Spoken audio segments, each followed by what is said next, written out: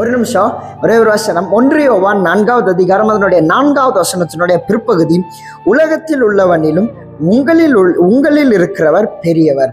ஆமா, நீங்க கர்த்தருடைய வசனம் ஒரு காரியத்தை சொல்லுகிறது என்ன அப்படின்னா, உங்களுக்கு இந்த உலகத்துல இருக்கிற காரியங்களை காட்டிலும் உங்களுக்குள்ள இருக்கிற இயேசுவானவர் பெரியவர், உங்களுக்கு கர்த்தருடைய ஆவியானவர் பெரியவர் அப்படி சொல்றாரு.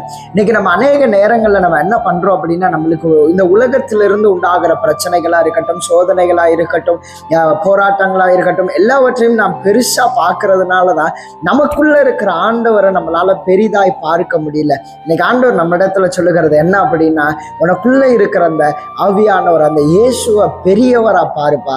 அப்போ உன்னுடைய பிரச்சனைகள் எல்லாம் சின்னதாய், அவைகள் எல்லாமல் இல்லாமல் போயிடும் அப்படி சொல்லி ஆண்டவர் சொல்லுகிறார். ஆகவே உங்களுக்குள்ள இருக்கிற இயேசுவை பெருசா பாருங்க, உங்க பிரச்சனைகள் எல்லாம் சின்னதா மாறி போகும். தேங்க்யூ. God bless you.